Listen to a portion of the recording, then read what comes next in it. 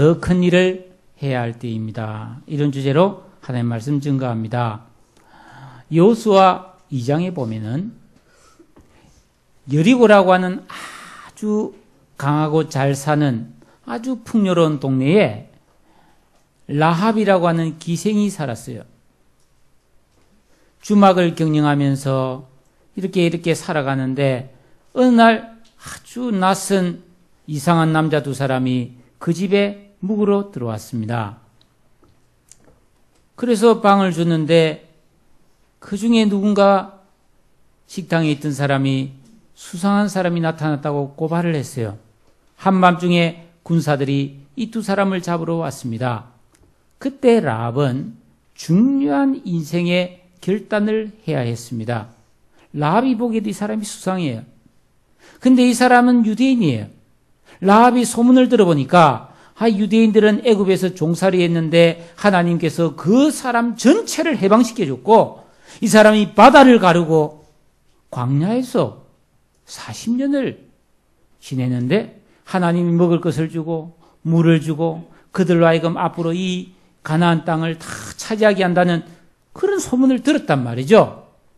라합의 결심을 해야 했습니다. 이 두 사람을 고발할 것인가 아니면 이 사람을 살려주고 나도 이 사람 편이 될 것인가 고민하다가 이 두 사람을 지붕 위에 말리려고 나오는 삼대 밑에 숨겨주고 난 모른다고 그랬어요. 하나님께 자기 인생과 목숨을 맡기기로 결정했어요. 결국 이 여리고성은 철저히 멸망하고 여리고성에 사는 모든 사람이 죽었지만 라합과 그 가족은 살아남았습니다.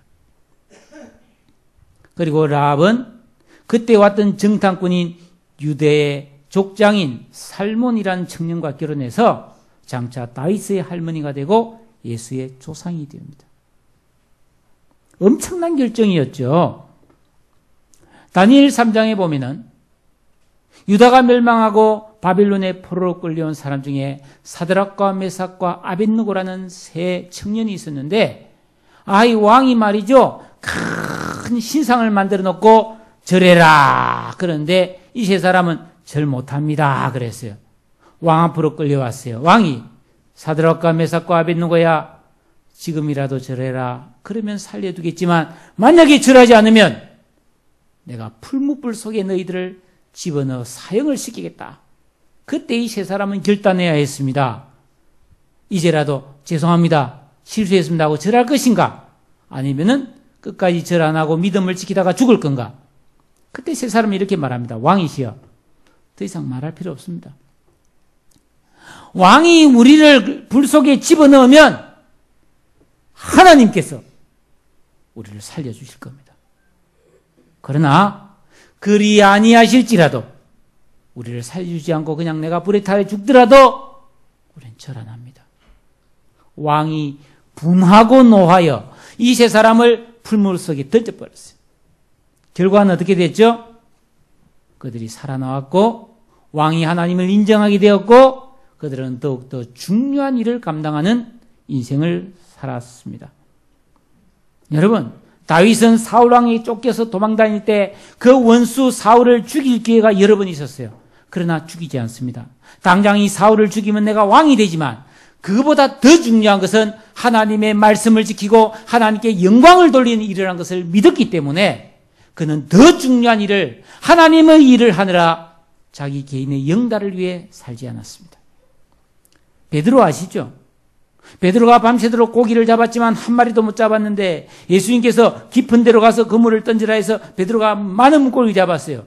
그날 수지 맞았습니다. 베드로는. 그런데 베드로는 나를 따라오느라 내가 너로 사람을 낚는 어부가 되게 하겠다 하신 예수님의 말씀에 순종해서 그물과 배와 고기를 버려두고 예수를 따라갔습니다. 어떻게 됐죠? 베드로는 평범한 어부가 아니라 위대한 인물로 지금도 우리가 추앙하는 그런 믿음의 사람이 되었습니다. 사도 바울도 학식과 명예와 부귀를 포기하고 자기를 찾아오신 예수님의 종이 되어 일평생 복음을 전하는 선교사가 되었습니다. 이들은 하나같이 인생에서 어느 날 갑자기 나타난 더 중요하고 큰 일과 평범한 내 삶 사이에서 어느 것을 선택할지를 생각하게 되었고, 안락함과 위험을 감수하고 손해를 결단하고 더 크고 위대한 일을 하기로 행동으로 옮긴 믿음의 사람들이었습니다. 여러분, 사람이 살다 보면 누구나 어느 순간 평범하게 살다가 어려운 결정을 요구받을 때가 있습니다. 피할 수 없는 운명처럼 내가 살아온 평범한 삶을 포기하고 더 크고 가치 있고 의미 있는 일을 요구받을 때가 있어요. 그땐 결단해야 되죠. 아이고, 내 형편에, 내 처지에, 내 수준에 그냥 나는 그냥 이대로가 좋아. 그럴 수 있죠. 제가 어릴 때 이해할 수 없는 말을 어른들이 하는 걸 들었어요. 적게 먹고 가는 응가를 한다. 그런 말 들었어요. 여러분, 예수님이 불러주신 12제자를 보세요. 다 어부였고 그냥 세관원이었고 그냥 평범하게 살던 사람인데 예수님이 나타났어요. 나를 따라오느라. 그들은 결단해야 했습니다. 사도 바울이 그랬습니다. 수많은 선교사들이 그랬습니다. 우리나라 일제 치하에서 공산 치하에서 순교했던 많은 사람들이 그랬고 독립군 운동을 했던 사람들도 그랬습니다. 어느 순간 결단을 하고 더 큰 일을 해야 될 때 한 사람이 있었다는 거예요. 나는 지금 어떤 삶을 살고 있습니까? 여러분, 우리가 그리스도인이지 않습니까? 내가 신앙생활을 하고 있습니다. 어떤 분은 모태신앙입니다. 어떤 분은 1년, 5년, 10년이 되었습니다. 내가 이렇게 믿음 생활한 가운데 성경 지식도 많아지고 우리가 드린 예배의 횟수도 많아졌습니다. 그런데 내가 이렇게 믿음 생활을 오랫동안 계속해오는 동안에 나에게 어떤 변화가 있었습니까? 나는 점점 온유한 사람이 되어가고 있습니까? 나와 적대 관계에 있는 사람들은 줄어들고 친구가 많아지는 인생이 되었습니까?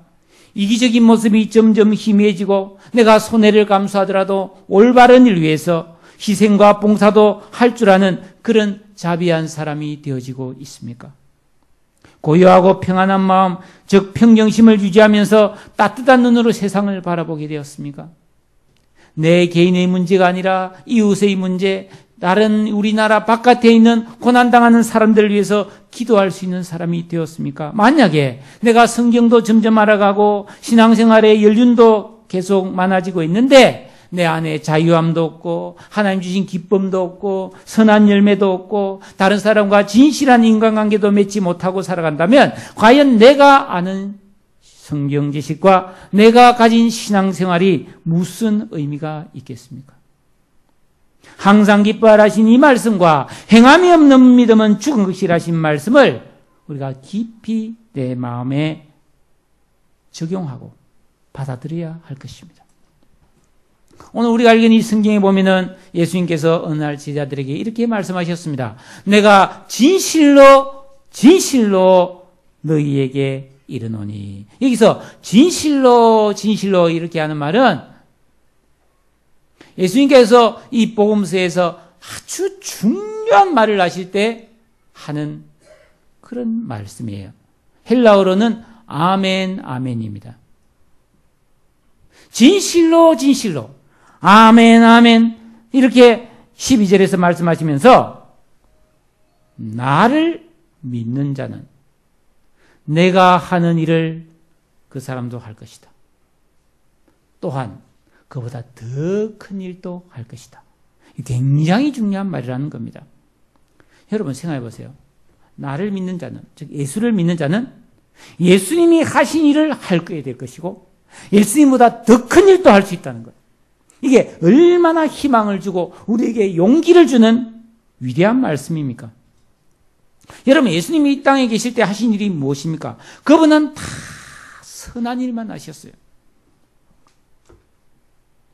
죄와 저주 속에 살아가는, 절망 속에 살아가는, 불안과 두려움 속에 살아가는 사람들에게 영원한 평화가 있는 하나님 나라에 대해서 가르쳐 주시고 심신의 병을 치료해 주시고 그들이 믿음으로 죄사함을 받고 복되게 살아갈 수 있는 복음을 전파하셨습니다.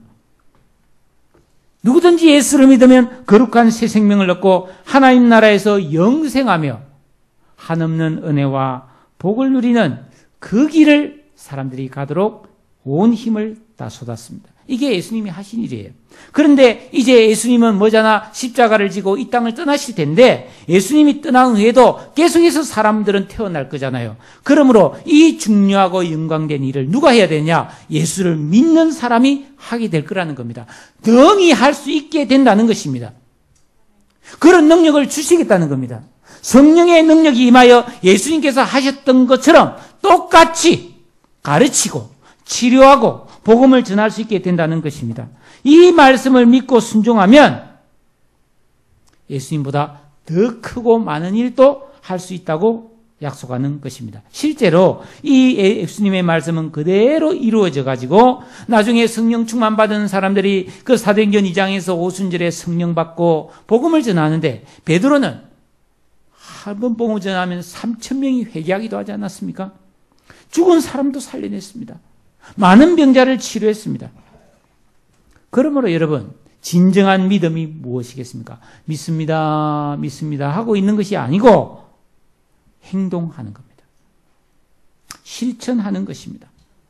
행동으로 옮길 때까지는 진정한 믿음이 아닙니다. 왜 그런지 한번 알아봅시다. 예수님께서 어느 날 이렇게 제자들에게 말씀하셨어요. 얘들아, 어떤 부자에게 두 아들이 있었다. 하루는 아버지가 큰아들에게 마지야, 오늘 우리가 포도를 따야 되니까 너 포도원에 가서 일을 좀 하거라. 그 맏아들이 예, 아버지 가겠습니다. 그러고 안 갑니다. 둘째 아들에게 말해요. 둘째야, 너도 포도원에 가서 일해라. 싫어요, 아버지. 저 못해요. 그런데 이 아들이 아버지 말 들을 걸 하고 후회하고 포도원에 가서 일을 했습니다. 예수님이 말씀했어요. 두 아들 중에 누가 순종을 했느냐? 누구죠? 첫째입니까? 둘째입니까? 둘째입니다. 이 일이 계속 반복했다면 나중에 이 아버지의 상속자는 첫째가 되겠습니까? 둘째가 되겠습니까? 당연히 둘째가 됩니다. 여러분, 이 이야기를 나에게 한번 적용해 봅시다. 우리 성경 말씀을 믿습니다.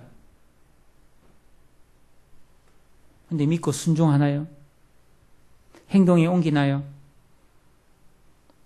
신앙의 순종의 가장 중요한 첫걸음은 예배입니다. 우리는 예배 생활에 충실해야 됩니다. 그리고 그 예배와 믿음을 통해서 깨달은 말씀은 반드시 행동으로 실천으로 옮겨야 합니다. 우리가 신앙생활을 하면서 배우는 성경 말씀, 듣는 설교, 기도하는 내용들은 순종하고 행동으로 옮길 때까지는 믿음이 아니라고 성경은 말합니다. 사람은 믿음대로 행동을 합니다. 행동이 믿음입니다. 행함이 없는 믿음은 죽은 믿음, 즉 믿음이 아니라고 분명히 성경은 기록하고 있습니다. 미국에 가면 저는 안 가봤습니다만 나이아가라 폭포가 있습니다. 나이아가라 폭포. 그걸 제가 인터넷에 찾아보니까 높이가 50m가 넘어요. 폭이 제일 넓은 데는 300m입니다. 어느 날 신문에 이런 내용이 나왔어요.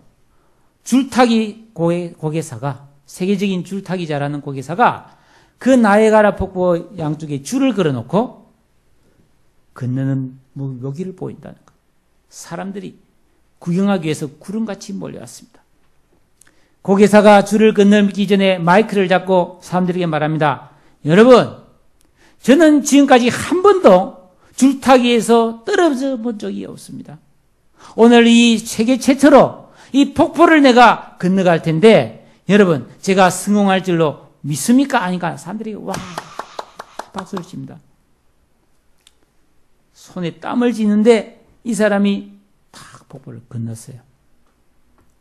그리고 이번에는 다시 원위치로 돌아와야 되는데 여러분, 제가 이번에 내가 출발했던 곳으로 다시 한번 돌아갈 겁니다. 그런데 이번 이 행사를 위해서 광고를 협찬한 회사에서 나와 함께 내 손을 잡고 이 줄타기를 해서 폭포를 끊는 분에게 만불을 상으로 줍니다. 희망자 나오세요. 아무도 안 나와요. 여러분, 내가 이 줄타기에 성공할 줄로 믿으십니까? 믿는다는 거죠. 근데 왜 안 나옵니까? 안 나오는 거예요. 기다려도 나오는 사람이 없어요. 그런데 마지막으로 한 어린아이가 나옵니다. 고개사의 아들이었습니다. 이 고개사가 자기 아이를 무등을 태우고 장대를 잡고 폭포를 건넜습니다. 모두가 환호합니다. 결국 이 아들이 상금을 받았습니다. 여러분, 이 이야기에서 한번 생각해 봅시다. 이 아들이 한 것은 무엇이었죠? 무엇 때문에 상을 받았죠? 이 아들이 한 것은 그냥 아버지의 실력을 믿고 나온 겁니다. 우리는 어떻습니까? 우리는 하나님의 실력을 믿습니까? 아멘입니까? 그러니까 예배하러 나왔죠. 그러니까 우리가 하나님께 내 인생을 의탁하죠. 성경에 나오는 여러 가지 기적의 이야기들, 기도가 응답된 이야기들, 홍해가 갈라진 이야기들, 병이 낫고 죽은 자가 살아나고 영생을 얻는 이야기를 듣고 믿습니다. 그런데 우리는 이 폭포 이야기에서 들은 것처럼 구경꾼으로 믿지 실제로 거기에 참여하는 자로 믿지 않습니다. 특히 전도하라, 헌신하라 이렇게 하면 부담을 느끼지만 도전을 하지 않습니다. 아무리 영혼을 구원하면 상이 큽니다. 여러분, 하나님께서 하늘의 별과 같은 그런 복을 줍니다. 그래도 안 합니다. 그냥 구경꾼으로 만족하는 거죠. 구경꾼은 어떤 일이 일어나는가? 유대인 아가씨 에스더라는 분이 있었어요. 이 에스더라는 이름은 별이라는 뜻입니다. 별처럼 눈이 초롱초롱하고 예뻤던 것 같아요. 나라가 망하고 이 페르시아에서 포로로 살고 있는 이민자였습니다. 부모가 돌아가시고 오빠, 사촌 오빠인 모르드게 스라에서 자랐습니다. 그러다가 참 기적처럼 하나님의 은혜로 왕비로 간택이 되었어요. 페르시아에서. 네. 하나님의 은혜고 유대인들의 영광이었습니다. 그런데 문제가 생겨요. 총리의 미움을 받아가지고 이 유대인들이 어느 날짜를 정해가지고 전국에 있는 유대인들이 다 죽임을 당하고 재산을 몰수해도 좋다는 왕의 명령이 떨어집니다. 사촌오빠가 기도하면서 에스더를 만납니다. 에스더야, 네 왕비잖아. 너 왕비니까 왕을 만나서 이 문제 좀 해결해라. 그 왕비가 안 돼요, 오빠. 내가 아무리 왕비지만 왕이 오라고 안 불렀는데 나가면 죽이는 법이 있습니다. 저 못 나갑니다. 그때 모르드게가 뭐라고, 네 구경만 할래 그러면? 이때에 네가 만일 잠잠하여 말이 없으면 유대인들은 다른 데로 말미암아 노임과 구원을 얻으려니와 너와 너의 아버지 집은 멸망하리라. 네가 왕후의 자리를 얻은 것이 이때를 위함이 아닌지 누가 알겠느냐? 무슨 말이에요? 너 이거 구경만 해. 너는 왕비니까 안전하다고 구경만 하면은 우리는 하나님 다른 방법으로 구원을 한다. 근데 너는 구경만 했기 때문에 멸망받을 거다. 그런 말이에요. 에스더가 오빠 알겠습니다. 저를 위해 기도해 주세요 하고 사흘 동안 금식을 합니다. 그리고 그 유명한 고백을 하죠. 뭐라고 그랬죠? 죽으면 내가 죽으리라 하고 왕 앞에 나갑니다. 왕이 이래 졸고 있다가 에스더가 갑자기 나왔던 부르지도 않았는데 그 순간 뾰로로로로 너무 예쁜 거 왕이 볼 때. 그리고 어서 오라고 어서 오라고 하면서 에스더요 무슨 일로 왔습니까? 무엇이든지 말했는데 이 나라 절반이라도 주겠다니까. 에스더가 있잖아요. 우리 민족이 그렇게 안 했어요. 임금님, 제가 잔치할 테니까 와서 좀 쉬세요. 그래서 잔치를 베풀고 거기서 이제 이 문제가 다 해결되지 않습니까? 유대민족은 구원을 얻었고 에스더는 더욱 존귀하게 되었어요. 행동하는 믿음은 이런 것입니다. 여러분, 우리가 하나님 말씀을 믿으면 그 말씀대로 살아야 됩니다. 행동해야 됩니다. 실천해야 됩니다. 그것이 믿음인 줄로 믿습니다. 에스더는 무모하게 보이는 행동을 했습니다. 여러분, 금식은 쉬워요. 하면 되니까. 배는 좀 고프겠지만 혼자 노력으로 할 수 있지만 왕 앞에 나가는 것은 목숨을 걸어야 될 일입니다. 그러나 하나님의 약속과 돌보심을 믿고 기도한 다음에 행동으로 옮겼습니다. 이것이 에스더의 위대한 신앙이었습니다. 우리가 하나님은 살아계십니다. 능력이 한이 없습니다. 하나님은 나를 사랑하십니다. 이걸 막연하게 믿습니다 라고 하는 것만으로는 부족한 신앙이에요. 개인적으로 구체적으로 하나님이 나를 도우시는 것을 믿고 행동해야 돼요. 예? 여러분, 나는 어느 정도로 어느 만큼 하나님 말씀을 믿습니까? 내가 예수를 믿었으니 의인이고 죄가 없고 하나님의 자녀가 되었고 왕같은 제사장이 되었다고 고백하는데 그런 믿음의 삶이 없다는 것입니다. 이렇게 와서 예배드리고 기도하고 은혜 받는 것으로 만족합니다. 여러분, 내 주위에 안 믿는 가족이 있어요. 내가 만나는 친구 중에 믿지 않는 친구나 직장 동료가 있어요. 그 사람이 언제 죽고 언제 지옥에 갈지 몰라요. 그런데 나는 어떻게 합니까? 저 사람 믿었으면 좋겠는데 라고 생각은 할지 모르지만 금식을 하지 않습니다. 하나님께 매달리지도 않습니다. 간절하게 그 사람을 위해 기도하고 복음을 전하지 않는다면 그게 믿음인가요? 오늘 예수님 말씀하십니다. 나를 믿는 자는 내가 하는 일을 그도 할 것이고 또한 나보다 더 큰 일도 하리라. 이 말씀을 믿으시기를 축복합니다. 아니, 나는 성경도 모르는데요. 나는 말 주변도 없는데요. 나는 용기도 없는데요. 예수님 다 안다는 거예요. 다 안다는 거예요. 그래서 13절, 14절에서 뭐라고 말씀하고 있습니까? 너희가 내 이름으로 무엇을 구하든지 내가 행할 것이다. 이는 아버지로 하여금 아들로 말미암아 영광을 받으시게 하려 함이라. 내 이름으로 무엇이든지 내게 구하면 내가 행하리라. 기도해라는 겁니다. 용기가 없으면 용기를 달라고 기도해라는 것입니다. 말 잘 못하겠다. 말을 잘할 수 있게 해달라고 내 입에 말을 넣어달라고 기도하라는 것입니다. 그런데 어떻게 기도하라고요? 내 이름으로 2번씩이나 내 이름으로 기도하면 응답하겠다는 것입니다. 여기에 비밀이 있습니다. 여러분, 이름은 그 사람의 인격 아닙니까? 사인이 왜 중요합니까? 이 사인하면 이게 바로 내라는 거 아닙니까? 여러분, 나사렛 예수의 이름은 하나님의 아들입니다. 세상의 구주이시며 만왕의 왕의 이름입니다. 그만큼 예수 이름은 중요하고 위대한 줄로 믿습니다. 우리가 하나님 앞에 기도할 때는 내가 얼마나 큰 목소리로 기도했느냐, 내가 얼마나 오랜 시간을 기도했는 것보다 더 중요한 것은 예수 이름이 붙는 겁니다. 예수 이름을 부르는 것은 예수 이름이 중보자요, 인도자요, 우리 기도의 응답의 열쇠임을 믿는 것입니다. 하나님은 예수 이름을 가장 중요하게 생각합니다. 그래서 사도행전 4장 12절에 보면 다른 이로서는 구원을 얻을 수 없나니 천하 인간의 구원을 얻을 만한 다른 이름을 우리에게 주신 일이 없다. 대통령의 이름도 아니에요. 어떤 공자나 맹자나 어떤 위대한 성자의 이름도 아니에요. 오직 예수.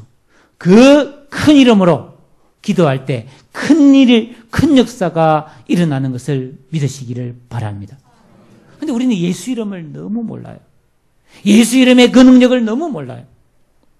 여러분, 하나님께서 예수 이름으로 세상을 구원하지 않았습니까? 이 어마어마한 권세를 가진 그 이름으로 기도하면 응답해 주실 줄로 믿습니다.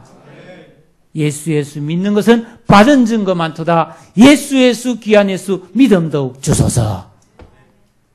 그런데 대다수 신자들이 이 예수 이름을 의지하지 않기 때문에 예수 이름의 능력을 경험하지 못합니다.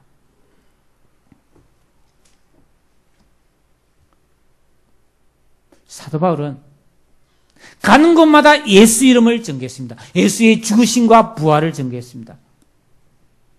처음 가는 나라를 다녔습니다. 전도할 대상도 모르고 어디 가서 자야 될지, 어디 가서 뭘 먹을지도 몰랐습니다. 그러나 그가 예수 이름을 믿고 나갔을 때 하나님은 다 준비해 두고 사도 바울의 사역을 하나님께서 이루어 주셨습니다. 여러분, 예수님은 우리에게 무엇이든지 내 이름으로 구하라고 했습니다. 더 큰 일도 하겠다고 했습니다. 그러므로 이제 우리가 이 말씀을 믿는다면 더 큰 일에 도전하고 더 큰 일을 하기 위해 행동해야 될 줄로 믿으시기를 바랍니다. 절망하거나 걱정할 필요가 없어요. 믿고 안 믿고는 여러분의 자유입니다. 기도해도 안 된다고, 기도해도 소용없더라고 생각하는 것도 자기 믿음입니다. 그런데 예수님께서 분명히 내 이름으로 무엇이든지 구하는 내가 행하겠다고 우리에게 가르쳐 주셨습니다. 그냥 가르쳐 준 게 아니고 진실로 내가 말한다고 우리에게 강조해서 가르쳤습니다. 예수님은 이 땅에 머무시는 동안 아주 짧은 시간을 지냈죠. 33년. 그것도 30년은 조용히 그냥 목수하면서 보냈습니다. 3년 동안 정말로 복음을 전하셨어요. 그런데 그가 하신 그 일은 영원히 사라지지 않는 아름답고 가치 있는 일들이셨습니다. 예수님은 우리가 그런 일을 하기를 바라고 있습니다. 여러분, 나는 지금까지, 지금, 요즘 뭘 하며 살고 있습니까? 지금 우리가 예수님께서 이런 말씀을 우리에게 주셨는데 하찮은 일이나 하고 있을 때가 아니라는 겁니다. 필요 이상의 소비 생활이나 허영심을 추구하면서 우리 삶을 허비하고 있을 때가 아니라는 겁니다. 세월을 아끼라 때가 악하니라 그랬습니다. 여러분, 2002년도에 월드컵이 있었죠. 그때 저는 서울에서 부목사를 하고 있을 때인데 행정 책임자였습니다. 워낙 월드컵 열기가 뜨거워가지고 저 동대문시장 가서 가로 20m, 세로 25m, 20m짜리 흰 천을 떠다가 스크린을 교회에 걸어놓고 동네 사람 광고에서 다 불러놓고 교회에서 생수 먹여가면서 간식 주가면서 축구 경기를 교회에서 했어요. 목이 터지라고 대한민국 짜삭 했습니다. 우리나라가 막 어떻게 한 골 넣어주길 바라고 막 넣었을 때 막 죽도록 좋아했습니다, 우리가. 근데 한번 생각해 보십시오, 여러분. 지난 일이지만 그때 그 경기가 정말로 내 인생에 얼마나 중요했습니까? 내가 응원하는 축구팀이, 내가 응원하는 야구팀이, 내가 좋아하는 연예인이 어떻게 된 게 정말 내 인생이 그렇게 중요합니까? 나쁜 일은 아니죠. 내가 물건을 좀 싸게 사는 거, 내가 어디 가서 맛있는 음식을 좀 더 많이 먹는 거, 그게 내 인생에 정말 그렇게 유익할까요? 우리가 그런 것에 시간을 쏟고 그런 것에 우리가 인생을 허비하고 있을 때가 아니라는 말씀을 드리고 싶은 겁니다. 우리 그리스도인입니다. 영원하고 가치 있는 일을 할 수 있는 가장 정말 좋은 기회를 가진 사람들입니다. 여러분, 구체적으로 뭐 해야 될까요? 남을 위해, 이웃을 위해, 나라와 민족과 세계를 위해서 섬길 일을 찾아보시기를 축복합니다. 사랑스럽지 않은 사람을 더 사랑할 수 있도록 해야 합니다. 위대한 일이죠. 하나님의 영광을 위해서 교회가 없는 곳에 교회를 세워야 합니다. 복음을 전하기 위해서 선교사를 파송해야 됩니다. 내 수입에서 일부를 떼서 선교비를 보낼 수 있어야 합니다. 이 지역사회 아직도 하나님을 모르고 하찮은 일을 하면서 쓸데없는 일을 하면서 인생을 허비하면서 죽어가는 영혼들에게 그리스도의 사랑과 영생의 복음을 전해야 합니다. 예수님 말씀하셨습니다. 나를 믿는 자는 내가 하는 일을 그도 할 것이고 또한 그보다 큰 일도 하리니. 여러분, 언제까지 우리가 그냥 시시한 일을 하면서 인생을 보내겠습니까? 우리가 왕 같은 제사장인데 이 말은 뭐예요? 제사장처럼 기도할 수 있다는 거예요. 대제사장처럼 하나님 앞에 나가서 기도할 수 있다는 겁니다. 하나님 응답하신다는 말이에요. 우리에게 그런 능력과 권세가 있는데 우리가 정말 하찮은 이야기로 어디 맛집이 있는가, 어디 가면 좀 놀까, 그거 하고 있을 때가 아니라는 거예요. 앞서 말씀드린 예수님의 예화를 다시 한번 말씀드릴게요. 첫째 아들은 포도원에가 이래라 했는데 예 하고 안 갔습니다. 여러분, 우리가 그런 맏아들처럼 살았으면 되겠습니까? 하나님의 일을 위해 찾고 두드리라고 했는데 아멘하고 안 합니다. 순종하고 봉사하겠다고 안 합니다. 여러분, 전도도 해야 되는 줄 알지만 우리가 참 못하죠. 왜 그렇죠? 힘들다는 거죠. 하기 싫다는 겁니다. 누구한테 무슨 소리 듣는 게 싫다는 겁니다. 근데 기도하면 하나님께서 다 응답해 주시겠다고 하는데도 기도를 안 합니다. 그러면 복을 받지 못합니다. 둘째 아들은 가기 싫어했습니다. 그러나 갑니다. 둘째 아들이 가보니까 성경에는 없어요. 상상을 해봅니다. 부잣집이잖아요. 이 아들 보고 네가 가서 다 해라 했겠어요? 아니에요. 일꾼이 포도원에 갑니다. 걱정하면서 갑니다. 아버지가 가래서 오긴 왔는데 어떻게 해야 되지? 가보니까 일꾼들이 아이고 도련님 오셨습니까? 왜 오셨습니까? 아버지가 가래서 왔습니다. 이리 오세요. 일꾼들이 다 가르쳐 줍니다. 네? 할 수 있는 일을 하게 합니다. 배워보니까 재미도 있습니다. 포도도 한 개씩 따먹습니다. 생각보다 어렵지 않습니다. 좀 이따 아버지가 왔습니다. 너무 기뻐합니다. 그래 아들아 네가 왔구나.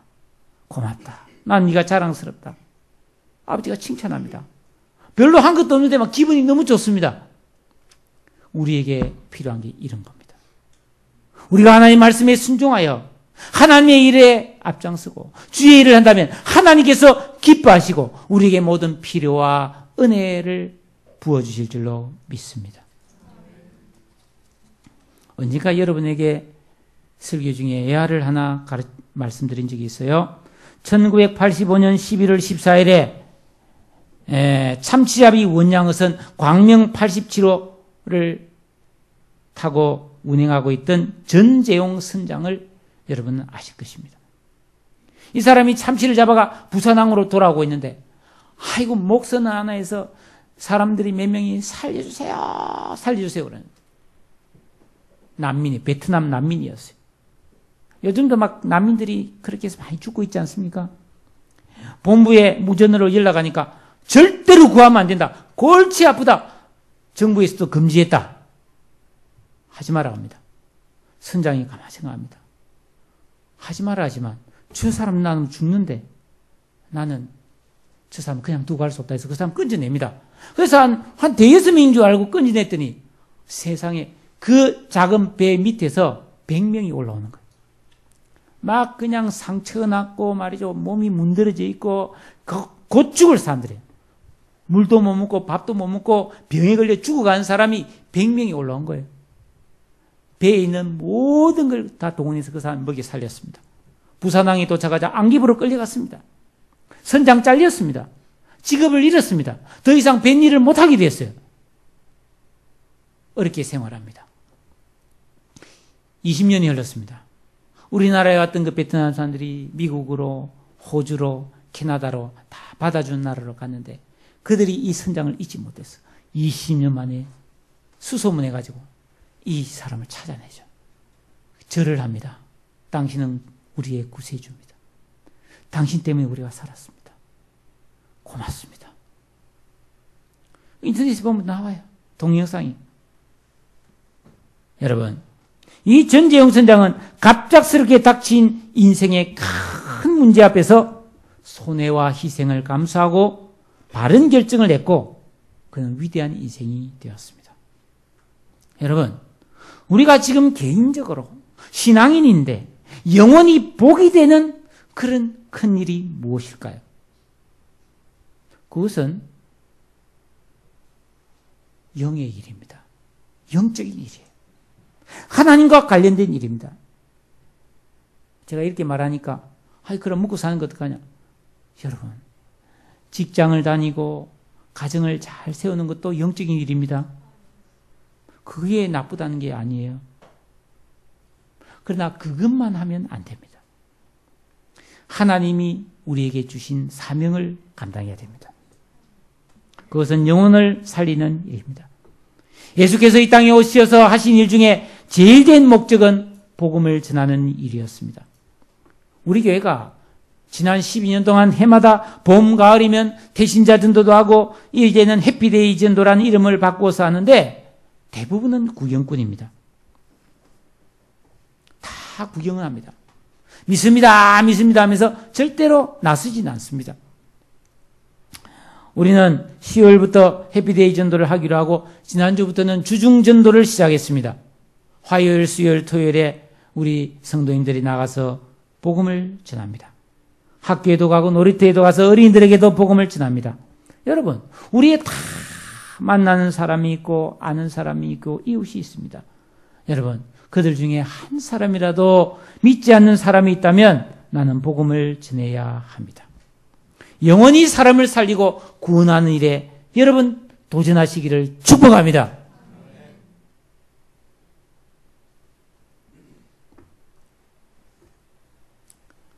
제가 사람들은 다 좋아하지만 제가 싫어하는 일이 한 가지 있어요. 그게 뭐냐면 불꽃놀이를 저는 싫어합니다. 한강에서 불꽃놀이하고 우리 고향인 부산 강안리 바닷가에서 해마다 세계적인 불꽃대회가 있어요. 제 친구가 강안리 바닷가에 아파트에 삽니다. 딱 바닷가에 인접한데 내가 그 집에 안 가봤더니 바다가 완전 다 보이는 거예요. 응집실에서. 그냥 바닷가에 있으니까 완전히 오션 뷰예요. 그 친구 집에 가면 차 마시면서 무료로 불꽃 구경할 수 있습니다. 이 동네에서도 가면 펑펑하고 쏘는데 저는 잘 보러 안 갑니다. 어쩔 수 없이 보게 되면 보지만 왜 불꽃을 싫어하느냐? 펑 싹 사라지거든요. 가짜거든요. 순간적인 것이거든요.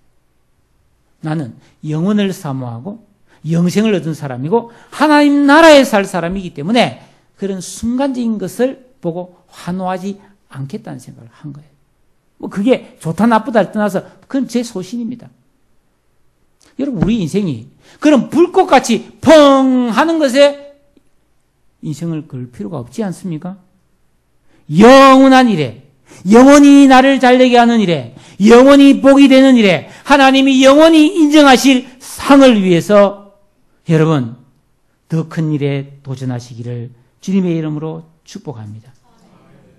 오늘 예수님 말씀하세요. 나를 믿는 자는 내가 하는 일을 그도 할 것이요. 즉 예수를 믿으면 예수님이 하는 일을 해야 된다는 겁니다. 할 수밖에 없다는 겁니다. 믿는 사람은 자기 힘으로 사는 사람이 아닙니다. 예수의 권세로 예수의 능력과 하늘의 도움을 받고 일하는 사람입니다. 우리가 아무리 크고 대단한 일을 해도 예수 이름이 없고 하나님에 대한 믿음이 없이 하는 일은 하찮은 일입니다. 여러분, 어떤 어려움이 있어도 하나님께 기도하면 이길 힘을 주심을 믿으시기를 바랍니다. 10월부터 이 영혼 구원을 위해서 온 교회가 이제 열심히 복음을 전할 겁니다. 여러분도 동참해 주시기를 바랍니다. 그래서 10월 25일부터는 그 신앙유산이라는 책을 쓰고 순교자로 자녀로 살았던 그 김수웅 장로가 미국에서 와서 가정부흥회를 합니다. 그 전단을 만들 테니까 이웃에 많이 초청해 주세요. 네. 어떻게 하면 가정이 좋은 가정이 되느냐. 이게 자기 생활이에요. 의사 그만두고 그 일에 헌신한 사람입니다. 11월 8일에는 또 K-팝에 이런 데 좀 나갔던 사람들이 와서 음악회를 할 것입니다. 예. 어제 우리 이남주대가 옥상에서 막 삼겹살 구워 먹는데 막 저녁 석양과 바다와 너무 멋있더라고요. 천막 탁 쳐놓고. 그래서 우리 추수감사절 때 온 교인이 한번 올라가서 한번 해보자. 그 이야기도 했는데 여러분 초대하세요. 예? 전도에 동참해서 위대한 일에 헌신하고 하나님의 은혜를 체험하시기를 바랍니다. 그러면 나도 아브라함처럼, 에스더처럼, 다윗처럼, 다니엘과 바울처럼 하나님의 기쁨이 되고 나라는 존재 자체가 복 있는 존재로 다른 사람을 복되게 할 뿐 아니라 우리 가정과 자녀에게도 영원히 복의 통로가 되는 위대한 역사가 일어날 줄로 믿습니다. 여러분, 더 큰 일, 더 위대한 일을 할 수 있는 기회가 우리에게 있습니다. 기도를 시작하십시오. 세계를 위해 기도하십시오. 하나님의 나라를 위해 기도하십시오. 죽어가는 영혼을 위해 기도하십시오. 위대한 일의 시작입니다. 기도하겠습니다. 오늘 말씀 듣고 여러분 가슴에 뭔가 불꽃이 튀었습니까? 여러분 하나님의 음성이 들렸습니까? 하나님의 뜻, 예수 그리스도의 간절한 소원이 여러분 마음에 들려졌습니까? 행동할 때까지는 믿음이 아닙니다. 행동으로 옮겨야 믿음입니다. 더 큰 일에 도전해도 능히 감당할 수 있습니다. 하나님이 도와주십니다. 우리 다 함께 이 믿음 가지고 기도하겠습니다.